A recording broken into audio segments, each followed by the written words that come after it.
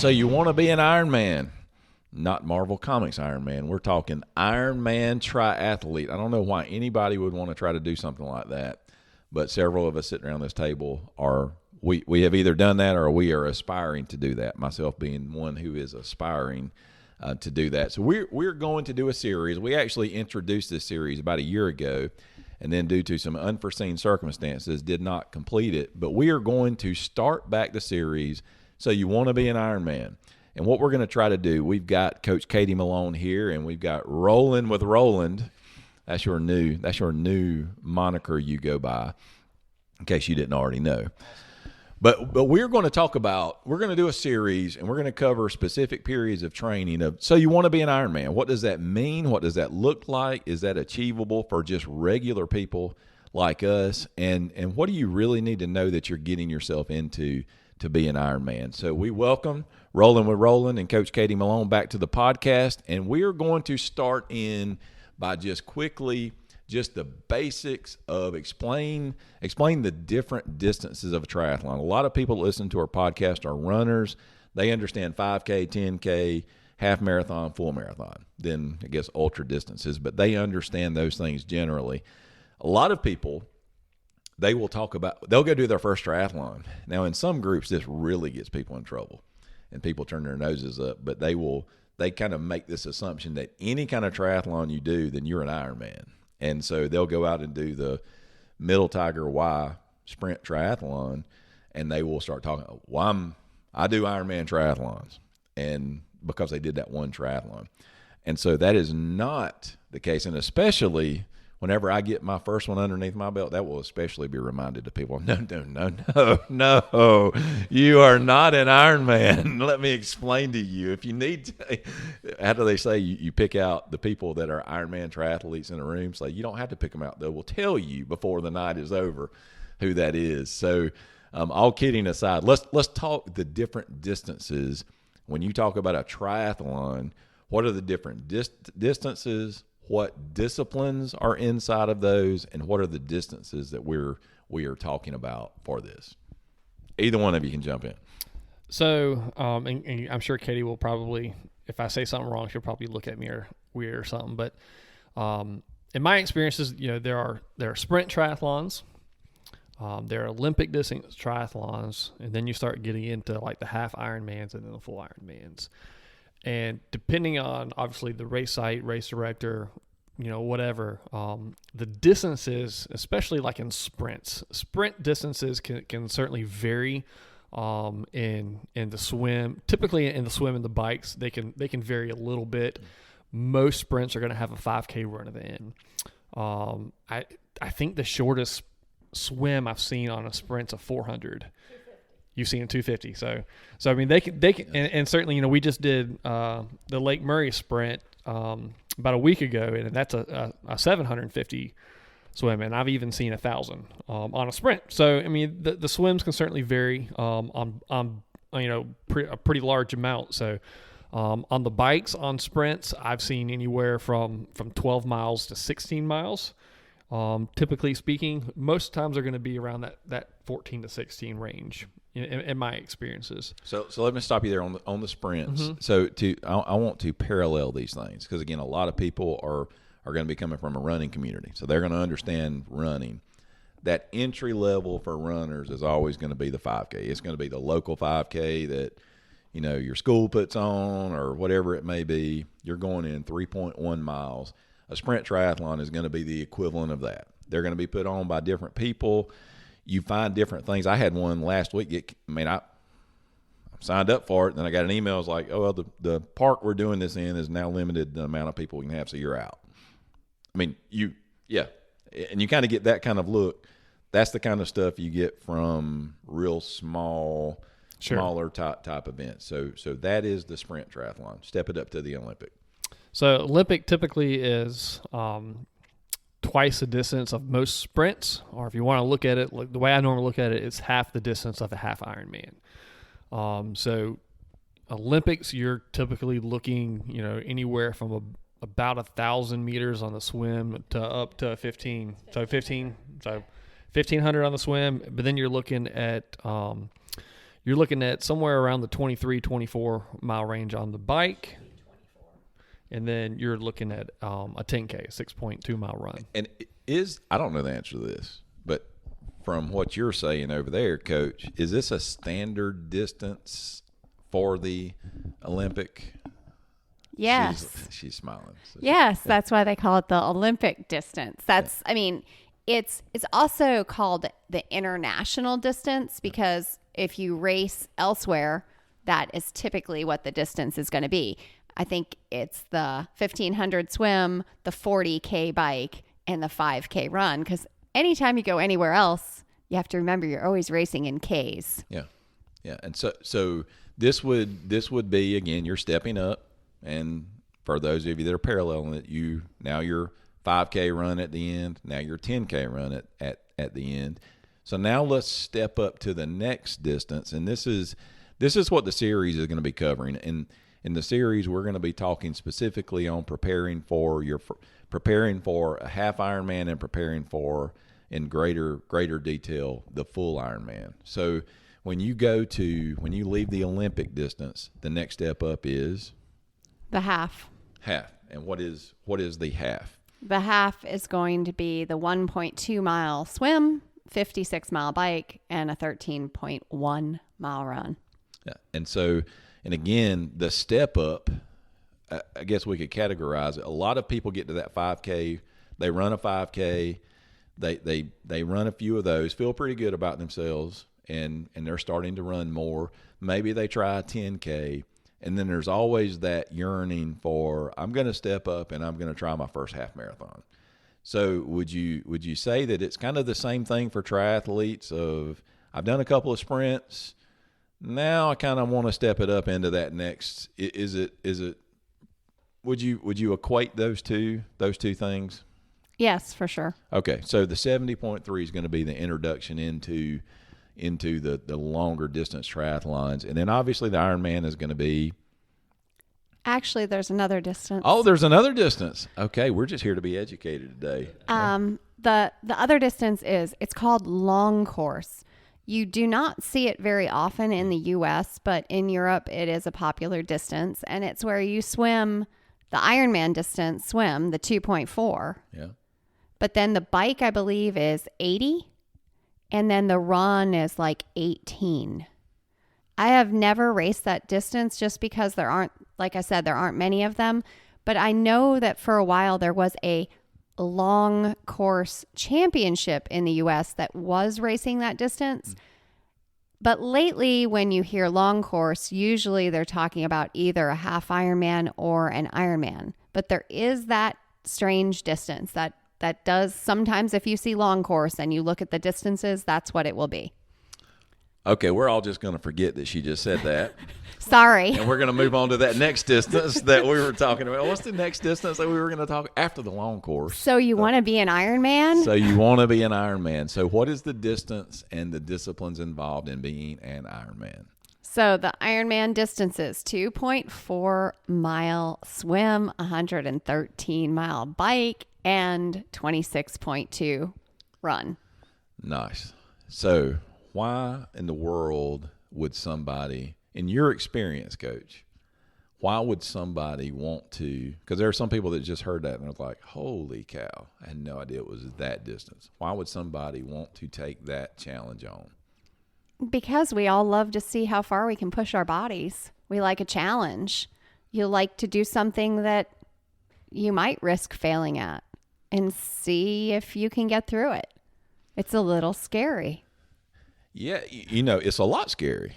It's a lot scary, and when you look out at a really big thing like that, of really tackling that kind of a distance, and to become, statistically speaking, what would be considered an elite athletic accomplishment, to be able to come across the finish line there. I mean, honestly, it's statistically speaking, even I know what the statistics on just marathon, and that was what I just said there in the context of an Ironman. I just said just marathon training, and there's no such thing as just marathon training. It takes a lot of effort and intent to be able to go and run a marathon, which is 26 miles. So we're jumping into that. It is a scary thing. A lot of people want to scratch that itch. And so we're here to help people determine if that itch is worth scratching and if the work that it's going to take to do is going to be something that they're willing to take on. So we're going to jump into the 6 to 4 month period of training. So when you're 6 to 4 months out, I guess let me start with, if you're going to do an Ironman in 6 months, your physical training does not start 6 months out from that.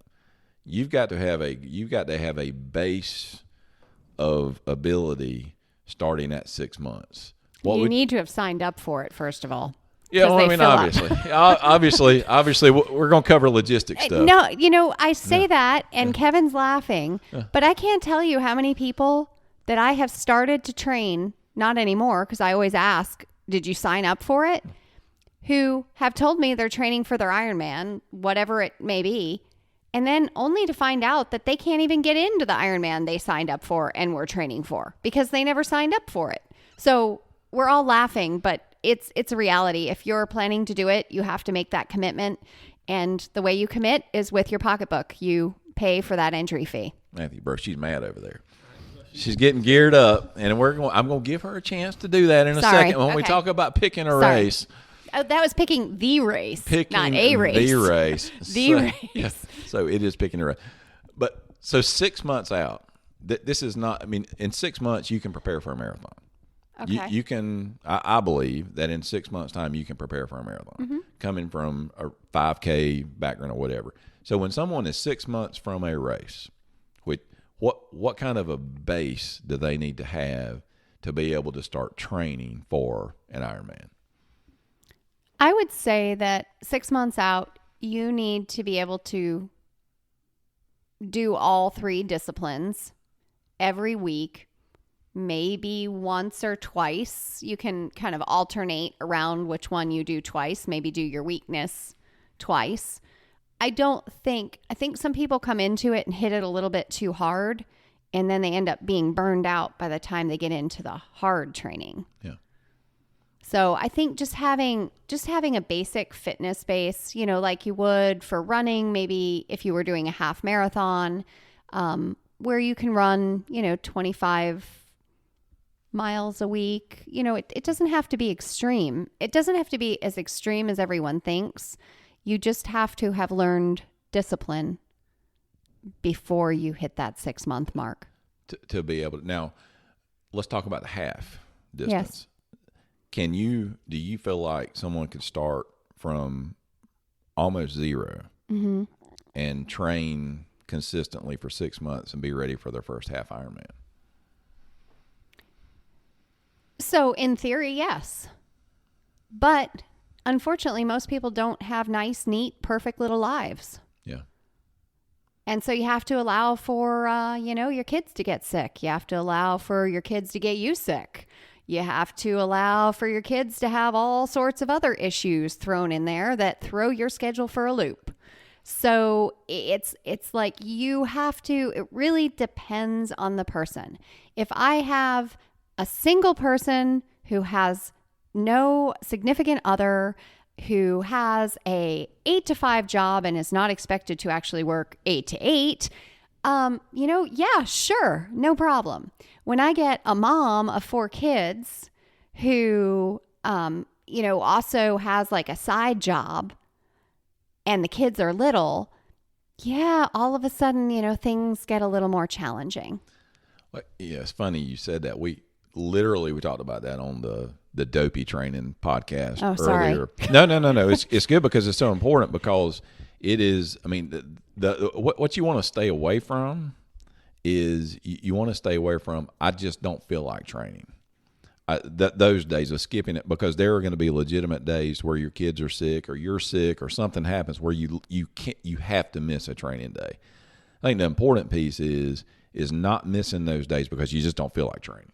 I just don't feel like going and getting on my bike today. I just don't feel like going out and running today. Mm-hmm. And so I think that's what people have to measure as they're this 6 months out of, am I willing to, and does my schedule allow for me to be able to to put these kind of training days in. And so that's their base. What does a 6 to 4 month period look like? Between 6 and 4 months, you are training to train at that point. So you need to be into a good routine, getting on your bike, like know where to ride, learn where to ride if you don't know where to ride. Because once you hit your Ironman training, the mileage is just going to ramp up. And if you don't know where you're going on your bike rides, or you don't have a group that you're plugged into that you can ride with, it's going to make it super difficult, almost impossible. Well, how important is it to have a good group? Do you have to be in a good group of training partners to be able to pull this off? Or does the lone wolf mentality work as well in your Ironman training? I have found that frequently for men, it will work, and for women, it will not. Why do you think that is? I'm generalizing because women don't like to ride their bike by themselves. Good point. And a lot of men will. Yeah.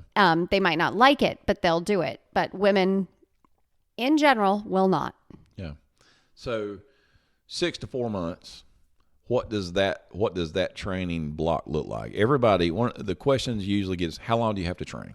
How long are you training during the week? How much time is this taking? How long are your long run? Those kind of things. So let's cover this period all the way up to 4 months to go in training. What kind of time investment are we making? So I would say your biggest time investment is going to be on the bike. And you're going to, begin your weekend warrior mentality, because that's where the majority of your big miles are going to come from, especially if you have a 9 to 5 job, during the week. So on the weekend, you're going to be riding anywhere from, starting out probably 30-ish miles to ideally, by the time you come into that 4 month period, you're up to 60 miles. Yeah. Now, after that, things will really ramp up. But, before, I don't like to see people training super hard for their Ironman too far out. Yeah. Okay, maybe you want to go for a longer ride, no problem. But I don't want them doing it every weekend, because then we're going to hit burnout in the important phase. So let's talk about, you mentioned this before, but some of the logistics that need to be taken care of. How do you go about picking these races? Again, you've done 30 Ironmans, so there's all kind of different things. I think everyone has their own, every race has its own flavor.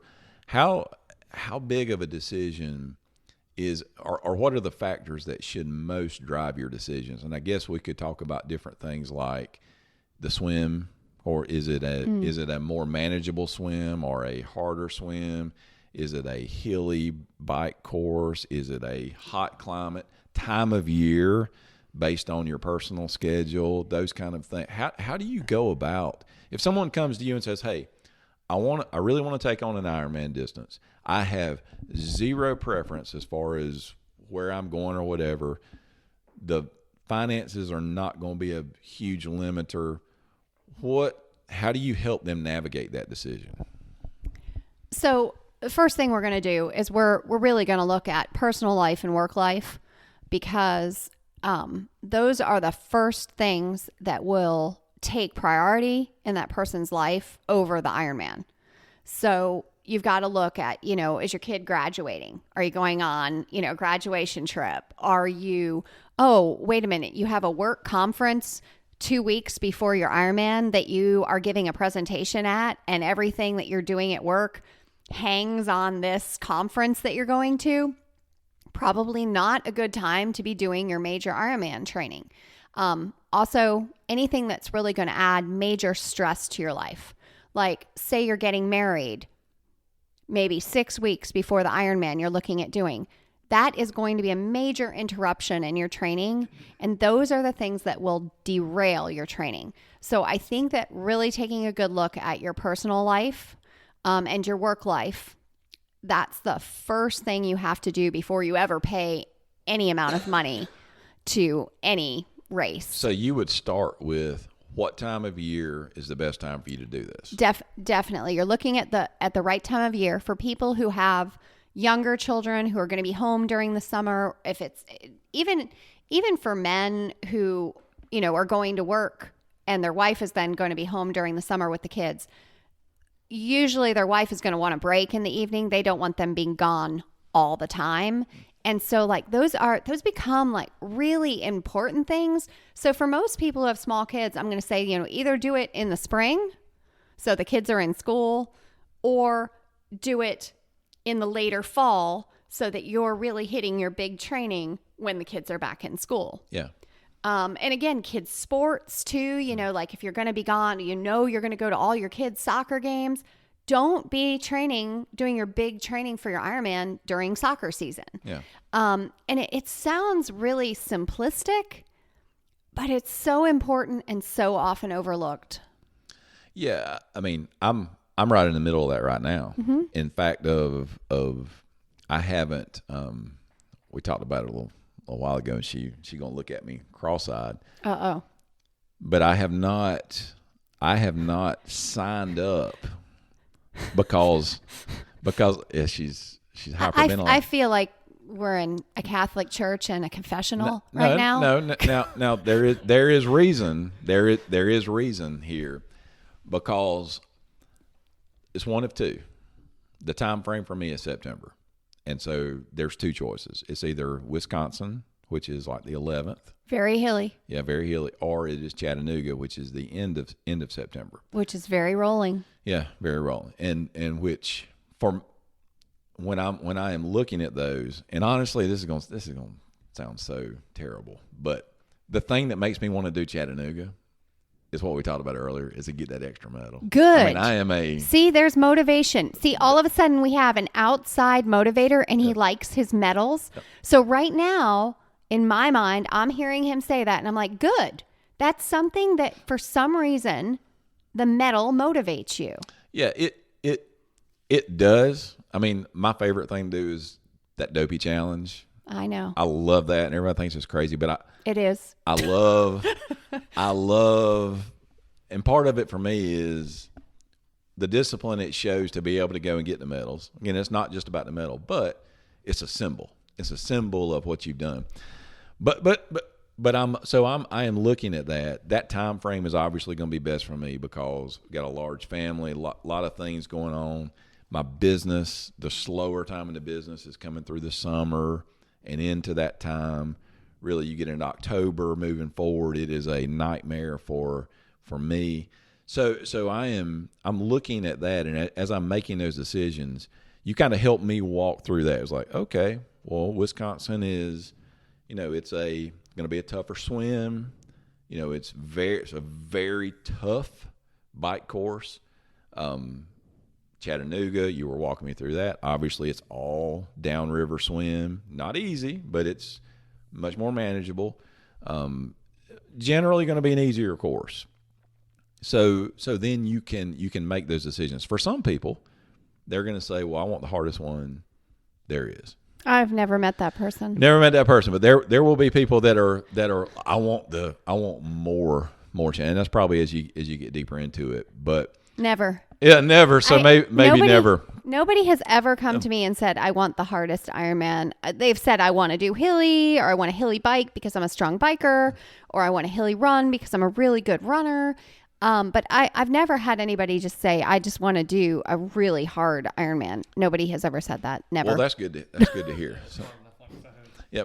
So, so where people are from, does that play a part in, like, and here's what I mean, like where we live, you can drive out of my driveway and you're on a course that's got a lot of good rolling hills. There's some really steep hills around that you can find to be able to train on.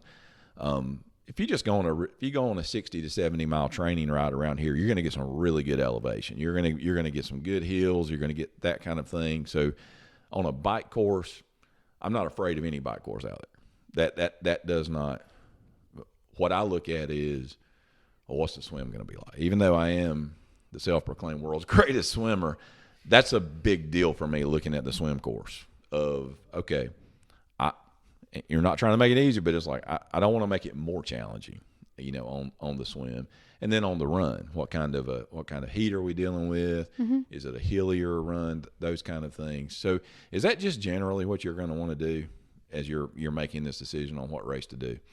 Yes, I think that getting input from somebody who understands the process or what goes into the training, whether it's a coach that you currently use or even like you do a consult with a coach, just to really be careful in how you pick it and how you plan it, because there's a lot of stuff that you just don't think about. Like, you might not think about where you are in your fiscal year in your business when you're planning your race season, but it's important.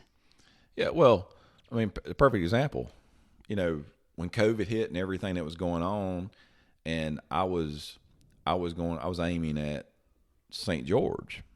Well, got canceled, and then this thing whips around. So Ironman St. George, which is coming up. I mean, it's this here. weekend, I think. Yeah, it's this weekend. So I get the email, and they're like, the World Championship is going to be here. And if you were signed up for this, so you can do the World Championship. And I'm like, well, man, this is a sign from God that I need to do this and come. Well, I think I was like, get out of it. Little do I take into consideration, okay, what are you coming out of? You're coming out of the fourth quarter and first quarter in your business, which is a lot. Then you've got school going on. Your kids you've got one graduating. All these things are going on. It was just a stupid decision. It was a stupid. You made the right decision. You're not doing it. Yeah, I'm not doing it. Yeah, I mean, deferred out of it, but it was not a well thought out decision. So I think that is important, not to be impulsive on these decisions, but to think it out of what's going to be the best thing to do. What are the 3 biggest obstacles that you have found in Ironman training for your athletes or others you've observed? And Matthew, grab the microphone whenever you want to, if you've got obstacles too. Okay, you can have it in just a sec. I think the three biggest obstacles, number 1 is going to be getting on the bike outside. I think for the majority of people, our roads are getting a little bit scary. People are a little bit more nervous about riding alone. We do have radar detectors and things that make it, safer, or you feel safer, but it's a concern. So I would say that's the number 1 biggest obstacle. I would say number 2, being able to fit in the time, because it's easy to fit in like a 2-hour bike ride on a Saturday, but it's hard to tell your family, hey, I'll be back in like 5 or 6 hours. And when I say I'll be back in 5 or 6 hours, that means I'm riding from my doorstep.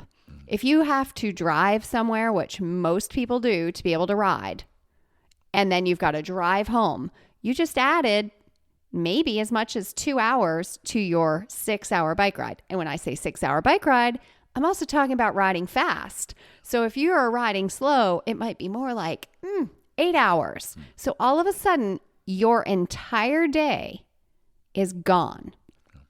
And I think that people don't do a good job of estimating the time, because when I say, oh, you're going to be training for your Ironman, you might have 12 to 15 hours of training per week. They say 12 divided by 7 is, 1.5, 1.6. Right. But you're not doing 1.6 on Monday, Tuesday, Wednesday. You're doing correct 7 or 8 on Saturday. It could be. Yeah. And it depends on the speed of the athlete. And so there is just I think that time is a huge barrier, and time is one of those things where there are so many things pulling at people, and it's hard. It's hard to get out the door. It's hard to create that space in your schedule. No one is going to come up to you and say, Kevin, today I'm going to give you 8 hours. What do you want to do with it? Never going to happen. Well, and I would say this about time as well, that you do have the time that you're actually training. Yes. But in addition to that is, for instance, Saturday. Okay, I had I rode 75 miles on my bike. Well, when I got done with that, and you shower, you refuel your body, you just did just did a pretty intense thing to your body. Mm-hmm. It is hard sometimes to re-engage with everything that's around you. Yes. And your family and the other things that are going on. Like we had Saturday, it was prom, had to go out, and my son was doing his pictures with all his friends and those kind of things. And you had to kind of make yourself, Yes. okay, I would rather just Take a nap. take a nap, chill out, those kind of things. So you got to take that in consideration as well. But that's the hard part. I know from personal experience, I've come home from a 100-mile bike ride, and my child is very happy that I'm home, and he is ready to go do something with mommy. Yep. And it's like, oh boy. And that is not how you really want to feel when you're getting ready to go do something with your child. Yeah. And so there are just so many things to consider. But that time, I think getting out on the bike, the time barrier, and the third is going to have to be that open water swimming. A lot of people don't have the opportunity, or they have the fear. And that combination, it makes it difficult. You can train for Ironman in a pool, but it is just not the same as open water. And that's why I push open water on everybody that I coach. I'm like, no, we're going to do open water because it makes us as a team better. I really feel like that anytime we're able to swim together on a regular basis, it lifts everyone up. What is that? The rising tide lifts all the boats or something like that. And that's for our team. That has been the case with this open water swimming that we've been doing for years. And I've seen the difference, but not everybody has that opportunity. So in conjunction with what you just said, especially the first one, let's talk a little bit about equipment as well, because on point one is getting outside on the bike. Yes. Well, now many people, Zwift, Ruby, all the different things that are out there. There are a lot of people that they do the vast majority of all their training inside. Some of them do even some of the pros do all of their training on. Well, be careful with the pro thing. Yeah, I know. But you get what I'm saying. That you see people out there's Zwifting, and they'll even say things like, "Oh yeah, I've ridden the course before." It's like the Chattanooga course. That's on Ruby. I rode that, and it's like it's not. There's a huge difference. Yes, there's just a huge difference in all the things that go into being on the road. And honestly, there are some things that I think are easier. There are some that are harder. I mean, I love I love the trainer. I love it. I mean, I love riding. I see that. Yeah, I love riding the trainer.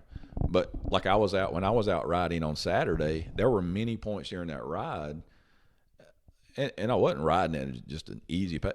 There were a lot of times during this ride I was like, man, there were times I was like, man, this is so much more enjoyable than riding on the trainer. And easier, dare I say, some of it was just like easy. Yes. Because you're up and down. So what kind of equipment do people? There's a million kind of trainers. There's fluid trainers or smart. There's trainers that it's amazing what they will do. What kind of equipment do people need to invest in? And I guess if you could prioritize it on here are a couple of must-haves that are non-negotiables you have to have.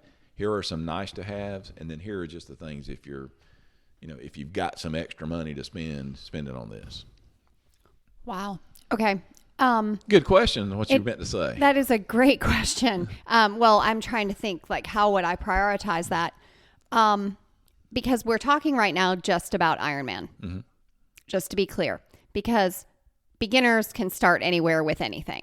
But when we're going into Ironman training, I feel like if you're going to invest your money in anything, the best investment that you can make, is a smart trainer that is going to connect to Zwift, Ruby, whatever you want, where you're going to have power output, where your workouts can be designed with power, because it will give you the best use of your time when you're indoors.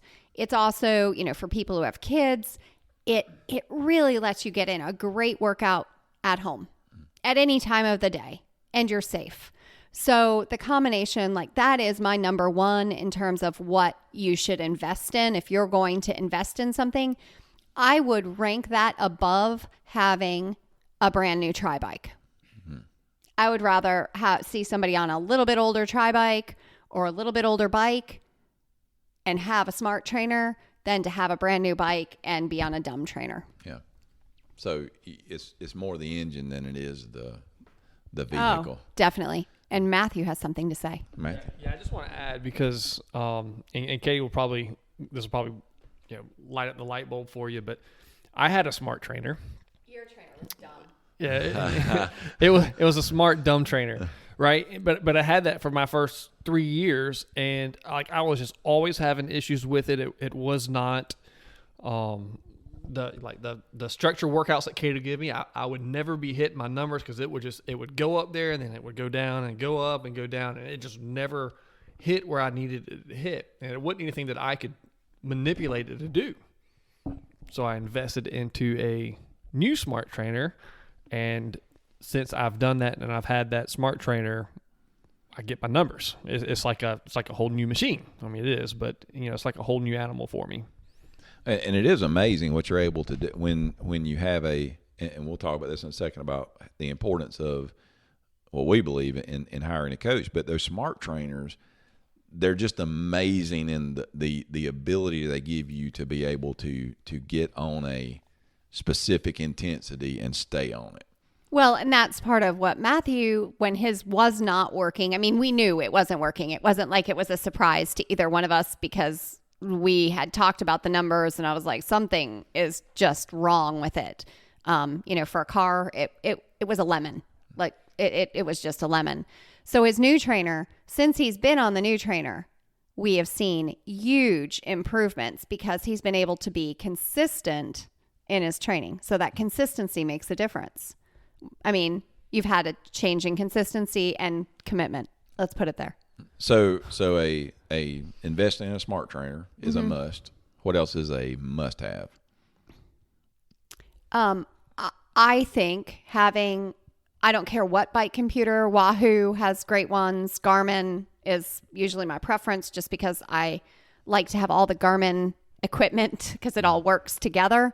But having a bike computer that you can see mounted where you can see it, so you know what your cadence is. If you have a power meter, that's great. If not a big deal. But so that you can have the radar also mounted where you can see if their car is behind you. Yeah. Any other must-haves? I think must-have is also getting your bike taken care of. I don't care if your bike's 20 years old. If you take care of it, it will work well. It will carry you. Yeah. But a lot of people are very bad about bike maintenance.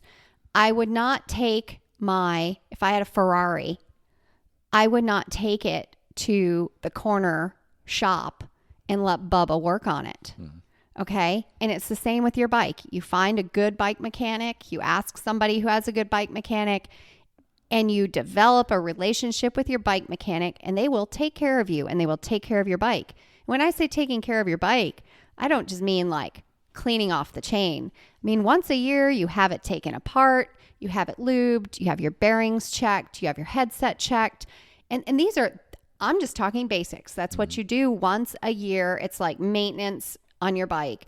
And I see very few people doing that. And when you start racing these longer races, you need your bike in good working order. So that's kind of like another one of my important things that need to be done. And I'll back that up because I have the group, the Trek store here in Spartanburg. They do and they know me. Mm-hmm. And when I come in, they've told me, hey, we know you love that trainer and where you sit on that. And in fact, I've got some. I think I've got something at the store right now that I ordered that protects because I'm such a salty sweater. They know you love that trainer and it's terrible on your parts of your bike. And so this is how often you need to bring it in. Bring it in. We're going to tear it apart, clean out, fix it, get everything lubed up right, and then come back. Or one day your bike is not going to be able to turn. And so that is very important to have a personal relationship with the people that are taking care of that bike. Yeah, I'd also add too, it's also important, as much as, as Katie's talking about making sure you keep your bike maintained. Don't wait till the last minute to do it. No. Especially in today's market, finding parts, and I work there at the Trek store, obviously, in Spartanburg. Finding parts, and especially chains right now, you might be waiting 6 months to get a chain. Yeah. And that's not an exaggeration. It's just parts right now for bikes are incredibly hard to come by. And so make sure, don't wait even a month before your race to go, I'm going to go get my bike worked on. Have it worked on at the beginning of the year, January, February, before you get into the big racing season. Well, and not just your bike, but think about, you got your cleats, all these different things that are a part of. I dealt with that and finally got some ordered, because I got a large size foot, and so I had to find some. So all these things are pieces of that puzzle. How about some nice to haves, things that you don't have to have, but it'll be nice to have if you've got a little bit of disposable income as you're going into training. Nice to have. I don't know if I'd just say this is nice to have or a must have, but helmets need to be replaced on a pretty regular basis. I would say every 2 to 3 years you need a new helmet. Yeah. I know the Trek helmets, we had a pretty bad accident last year with one of our riders, and he had the new Trek helmet on with the wave cell inside of it. And I don't really think it's an exaggeration that helmet saved his life. Yeah. If he had on a cheaper helmet or a helmet that did not fit on his head right, I don't know that accident would have ended as well as it did. And so I just think new helmets are a really good investment. You can also get aero helmets for your race. How important is that? Or is that that's a time saver. It's a performance-ish. It will help your performance. But if you're just in it to finish, I would spend the money on a really good helmet that you can wear every day when you ride. Yeah. And you've mentioned it when you were talking about the trainer. Mm-hmm. But you don't need to wear your helmet. You don't have to wear your helmet on the trainer. But now, if you're hardcore, you should. If you want to look really good, right? But and some people probably do need to use the helmet on their trainer if you're on rollers. Yeah, if you're on rollers. How important is a triathlon bike? Triathlon bike. I am going to say that a triathlon bike, especially when you get it to iron distance, is relatively important. I would rather see someone on a tri bike. It puts you in a different position. Yeah. You're going to be you're going to have a much better use of your quads. Yeah. If you've been on a tri bike versus a road bike. And it's just more comfortable. It also allows you to get off your hands. I hear a lot of people, when you're riding long distance and you're leaning on your hands and your wrists, that they're uncomfortable. And the tri bike, when you get in that aero position, as long as you've had a good fit, another thing that another must have. But I think you're much more comfortable, and being comfortable over that distance is going to allow you to be more powerful. Yeah. Then being more powerful, just back it all up, getting a professional bike fit is very important, because it will keep you from being injured. It'll make sure you're sitting on your bike correctly. It'll make you more efficient. There's a lot to be said for a professional bike fit. And by professional bike fit, there are people who specialize just in fitting bikes. Yeah. And they are not all made the same. You want somebody who's going to take into consideration your age, the distance you're racing, your flexibility, your injuries you've had in the past, just to set you up in a way that will work for you. You don't want to look like Lucy Charles on your bike. Not every athlete can be positioned like that. Yeah. Lucy Charles, current world champion. Yeah. For those of you who don't know who I'm talking about, she's very, very aerodynamic, but she's also got a much higher level of flexibility than most of us. I would love to look like that on my bike all the time, but I'm old and I do Ironman, and it's just not going to happen. Yeah. So you're This will be a little bit self-serving question for you, but I know Matthew wants to jump into it as well. But do you have to hire a coach to have a successful Ironman? Matthew's shaking his head yes. So we had a big joke about this. You don't have to hire a coach, but I think you get a lot more out of the journey if you hire a coach and you work with someone who can guide you. I heard recently somewhere, I know how to get from my house to my child's school. But a lot of times in the morning, I pull up the map on my phone and I check the route before I leave. Even though I know exactly how to get there and I know what the fastest way is, I still pull that up every morning and get that guidance. And when you have a coach, it's the same thing. You have that guidance. You might know what you need to do, but having that extra guidance is going to make sure you have a safe trip and you do everything you need to and you learn. And it's a journey. It's a personal journey. And doing an Ironman, it's an investment in yourself.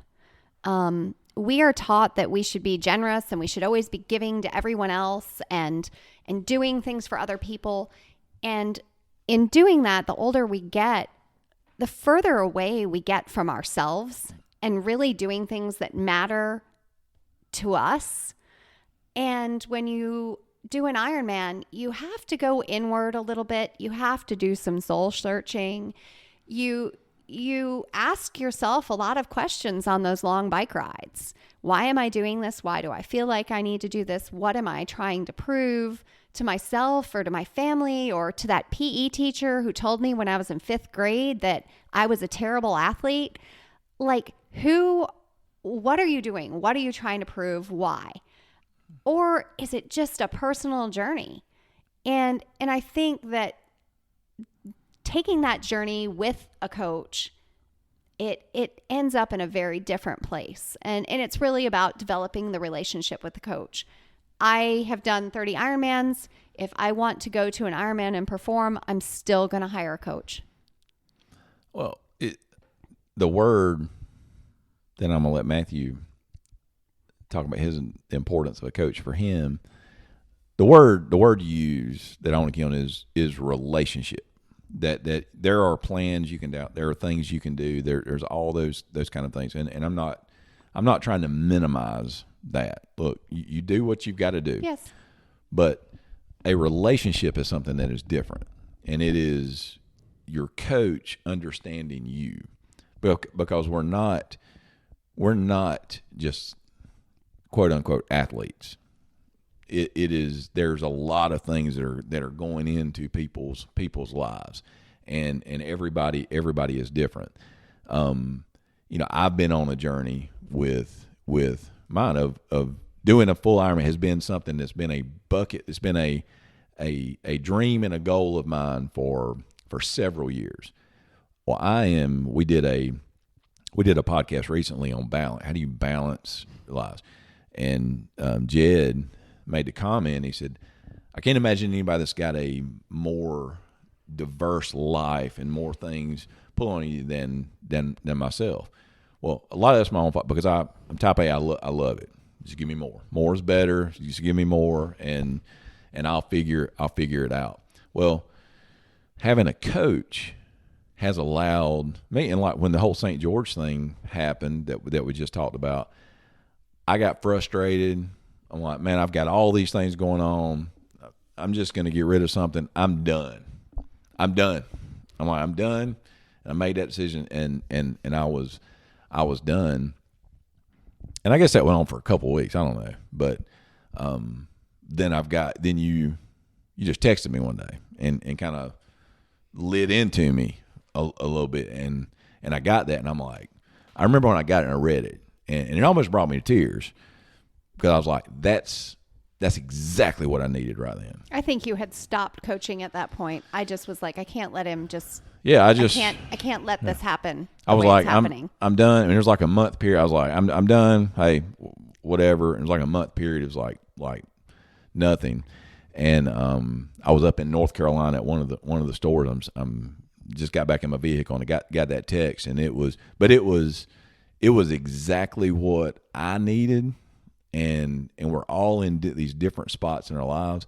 I don't have a whole lot of people that are bringing that kind of stuff to me, and I think because you knew me, and I'm just speaking for you here, but I got to believe that in your mind it was one of, you know what, this is he's either going to respond back, go jump in a lake, and I'm done with you, don't ever text me again, or I'm going to get a positive response of, hey, this is okay.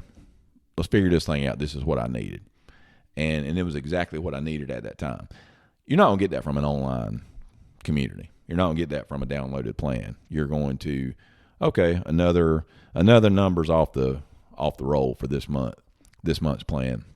So I say that to say that it is when you get in a relationship with a coach, it is a relationship where that coach understands everything you've got going on in life, understands the things you've got pulling on you or not pulling on you, and helps you to be able to reach those goals that you've set for yourself. But it also takes time and effort on both people's parts to get to know each other. I always tell people the first couple weeks, we just have to I have to get a feeling for where you are and what you're doing and what your life is like. And I need people to give me information. Now, I tend to do better when I get to see people. I like to actually see people and sit in front of them or do a workout with them, because you're going to give me a lot more information when I see you than if I just look at Training Peaks. I encourage people to send me a text. Like, if something's up, send me a text. Let's talk about it. Let's not let it go. If you're injured, send me a text, even if you don't want to.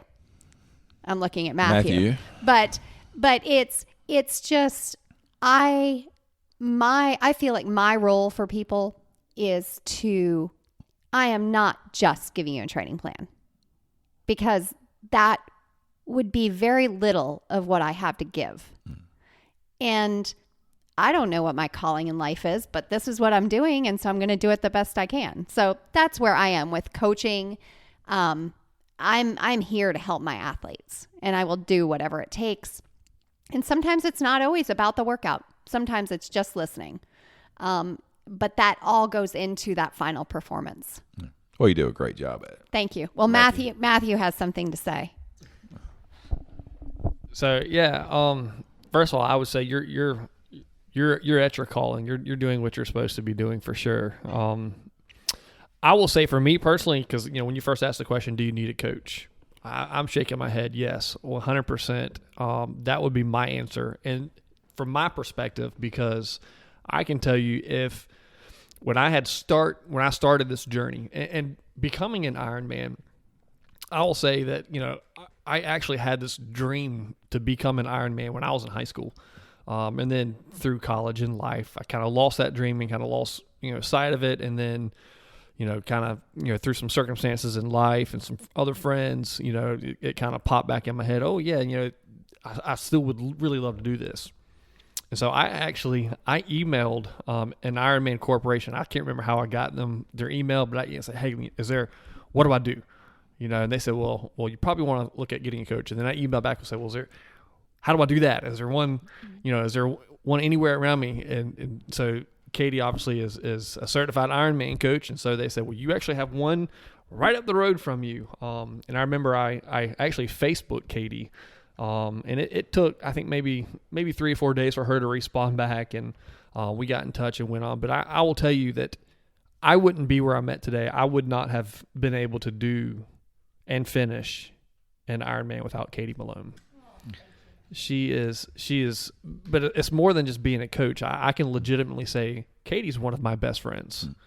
And when the time, and my plan, as I sit here today, is to continue on doing Ironman for many years, but I will say that when the time comes for me to hang up my Ironman shoes, Katie will still be one of my best friends. And so that just speaks to what she was saying earlier about having that relationship with your coach. It has certainly continued to build over the years. And she will absolutely, just like you're saying, she will give you that kick in the pants when you need the kick in the pants. Even if it's something to where you're, you do something stupid and you injure yourself and you need to slow your hiney down, she'll listen to what's going on and accommodate your workout schedule based on what's going on in life. Well, and we got all the feels now. Feels. Feeling up. But it's much like being a coach in any kind of coaching environment is much like being a parent. And when I say that, I'm not saying there's obviously a lot of things that are different with it, but we've got 5 children. And they'll say, how do you treat how do you fare with all your children? And I'm like, I treat them all differently. And I said, well, that's not right. I was like, they're all different. I'm like, there's some of them that I have a couple that I can look at them, like when my dog was barking earlier and I gave him that look, like he knows, like, okay, I need to zip it. But there's some of them I can give them that look and it crushes them. I mean, crushes them. There's a couple others, I give that look and they turn around and they give me a worse look. And that's how I deal real direct with them. I'm like, look, we're stopping. That's it. You're done. You've got to, these relationships that you build with your coach, especially on all these journeys, because a lot of these journeys are very personal to us. I mean, when you start getting into what's the why you're doing this, they're very, very personal to us.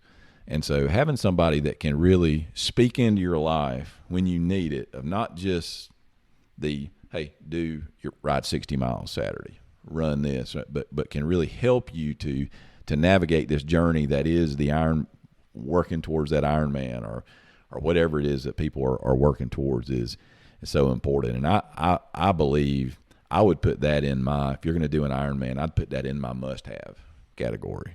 I mean, I just think it's something it's a must-have to be able to truly be able to go out and do it like you need to do it. And if I had a good coach, I would already be signed up for my Ironman, but I don't know.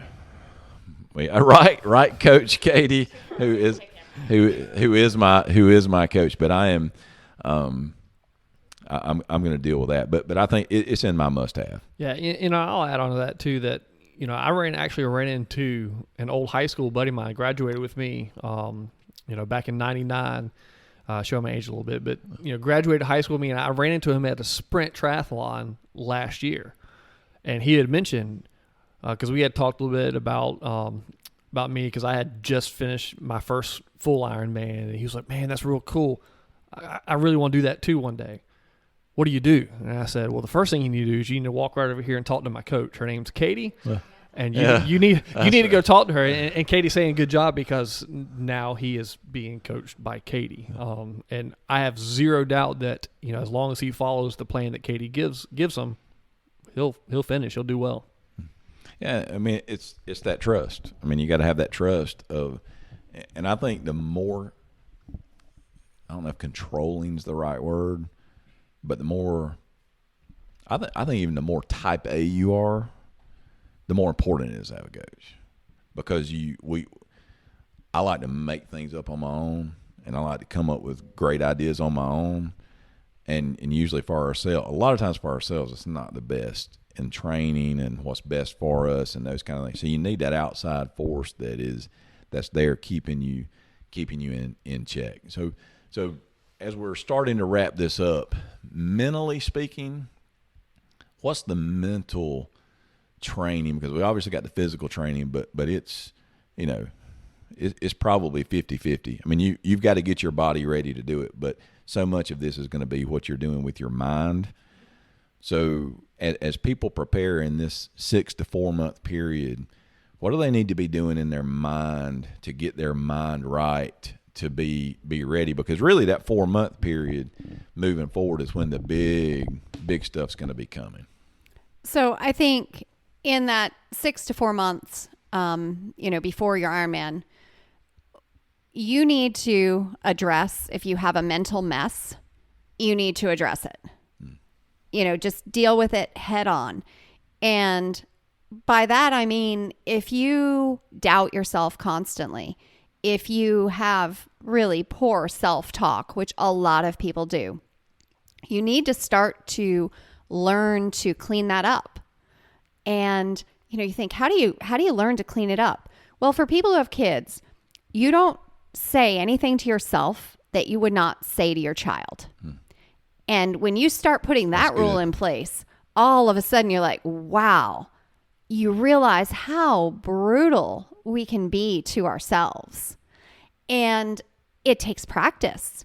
Like, you have to take a piece of paper and write it down and say, when I think this, I need to say this to myself. And you have to literally practice it. You have to put up sticky notes. You have to learn to accept yourself and love yourself for where you are right now so that you can move forward, because otherwise you get stuck. And the whole reason you're doing an Ironman is so that you're not stuck. Now, love him or hate him, Lance Armstrong has that saying, what is it? Always forward, never straight. Think about that now. Always forward, never straight.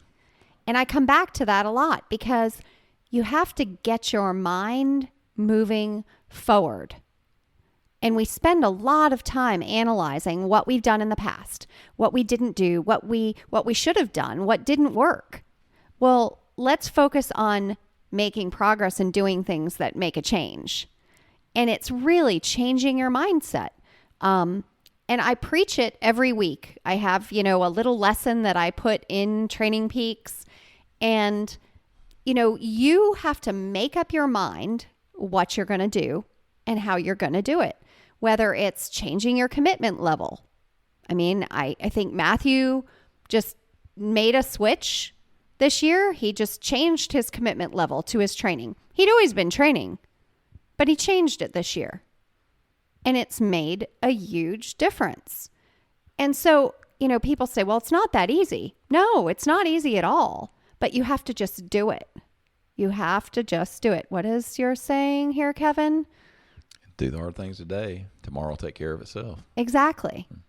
So, I think mentally you have to come to terms with where you are. You have to give yourself that mental space to embrace the journey you're getting ready to go on. If you were going on a big trip to Europe, you would probably take care of lots of things before you left so you wouldn't have to be worried about them while you're gone. You're getting ready to go on a life journey. Clean up that stuff so that you can focus on what you need to do. If you have, for the men that I coach out there, I'm like, take care of whatever honeydew projects you've got because the next 4 months, they're not going to get done. Have that conversation with your wife or your spouse or your partner because they need to understand and they need to be involved in the journey. Otherwise, they're going to resent the journey. And that doesn't make it fun either. So there are lots of things you can do mentally to set yourself up for a win. How big is visualization in mental training for you? We were talking about this on an earlier podcast of visualization.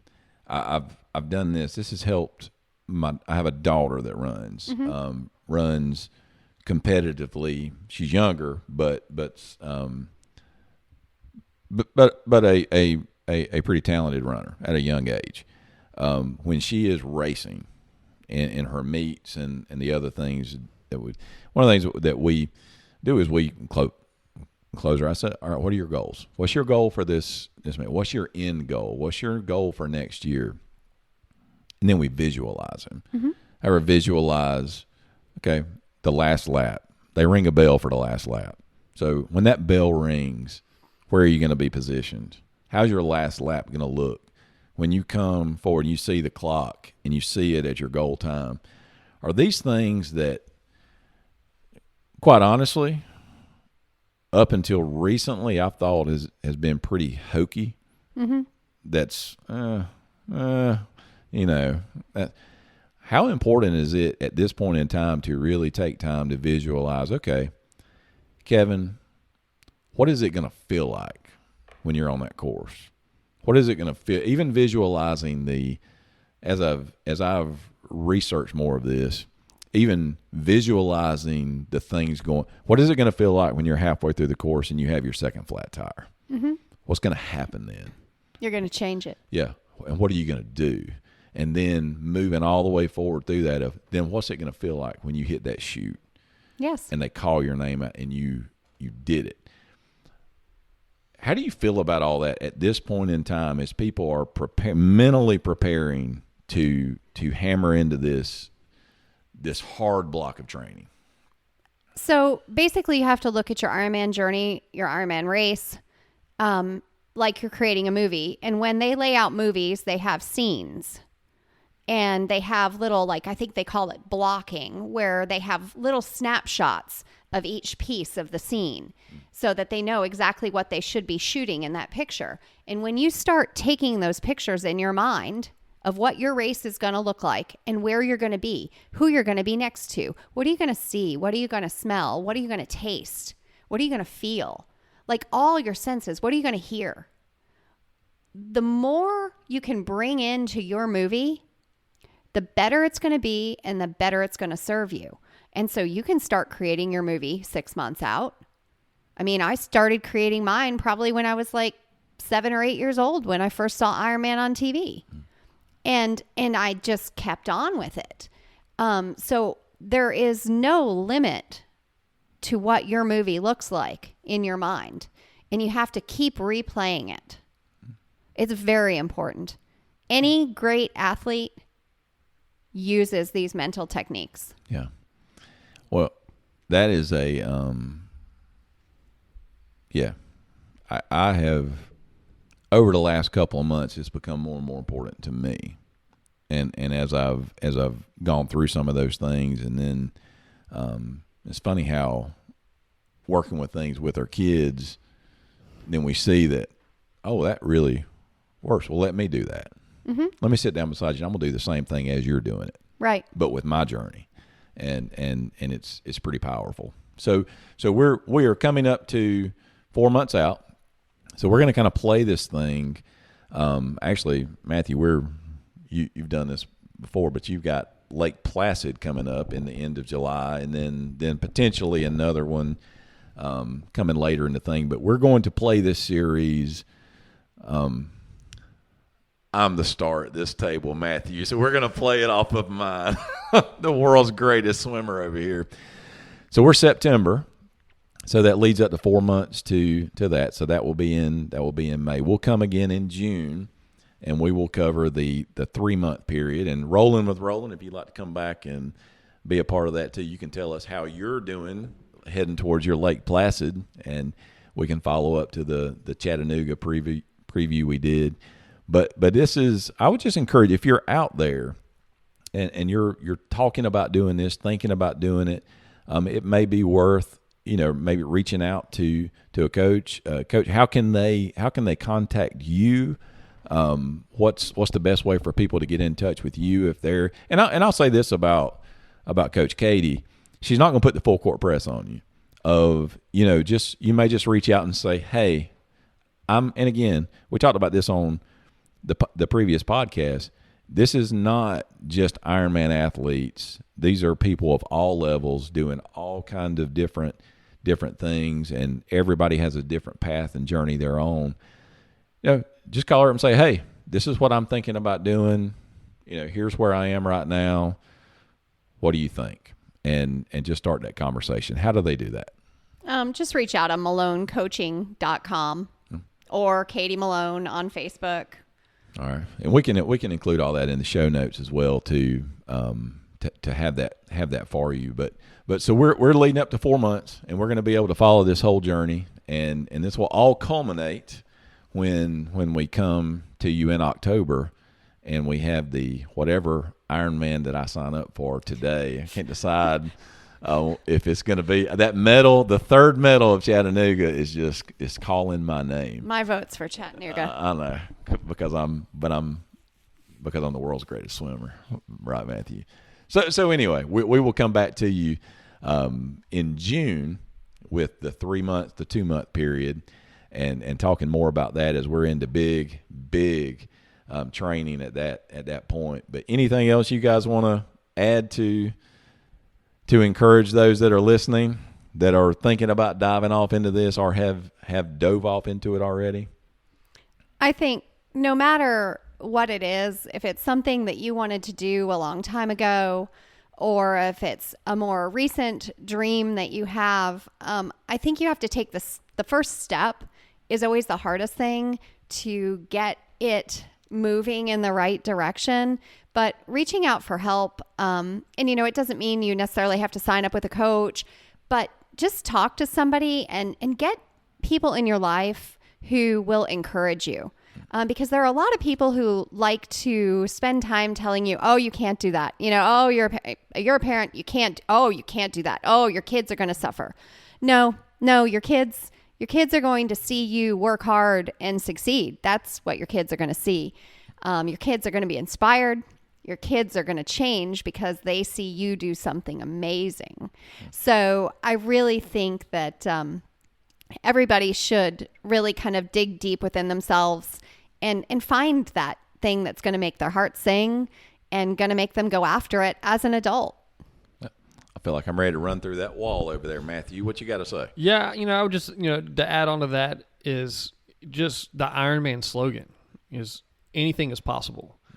And so I had to get rid of my thinking when I, first began, really where my training began to intensify, thinking that, oh my goodness, I couldn't, there was a point I would tell Katie, I can't imagine biking 112 miles and getting off my bike and running a marathon, and just get rid of that kind of thinking and just embrace what Ironman, tells you anything is possible.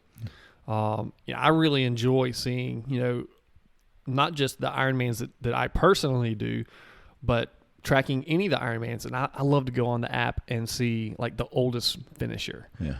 And I think a couple years ago, back when they were still doing Kona, seeing a guy from Japan at 82 years old, 82, finish a full Ironman. I was like, I just want to be alive at 82.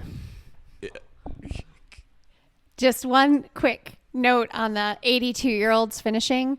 About 10 years ago, we went on vacation to Kona to watch the race, and we went out there at the end of the night, like the last finishers. And there were a couple of 80-year-old men who were duking it out to see who was going to finish first. I mean, they were full on racing, walking, whatever they were doing, but they were moving forward to see who would get to the line first. And the one like fell over and fell into a fence and he got back up. I mean, they were fighting for it at 80 years old. Now, who doesn't want that kind of competitive spirit at that age? It is a journey that never has to end. And it's something that, people think, oh, I'm too old. No, you're never too old. And those guys probably didn't start racing till they were in their 60s. Well, it's interesting.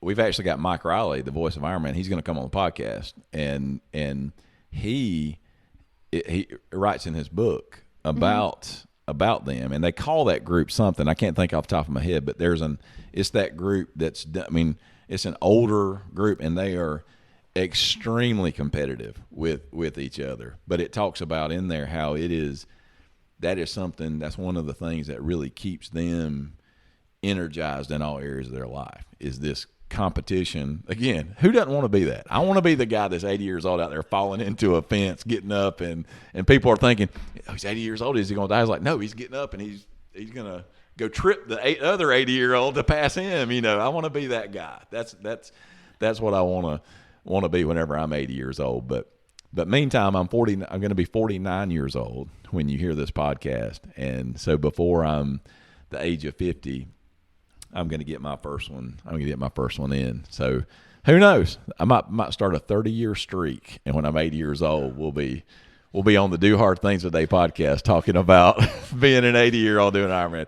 Let's get number one first. How about that? But hey, thank you guys so much for being on the podcast. Great information, great encouragement. We will put in the show notes how you can get in touch with them as well if you'd like to talk more with them and be encouraged. But man, we just want to, any journey you're on, any journey, and it's the reason we say it. And I've changed it up a little bit because I don't want people to, that the saying we say at the end as we close the podcast, I don't want that to be something you just brush over. It is literally, it's what drives everything that we want to try to do in this podcast. And as we encourage people, is remind people it's about today. It's not about yesterday. It's not about tomorrow. It's about today and what you have control over right now today. And that is that if you do the hard things today, tomorrow will, and it really will take care of itself.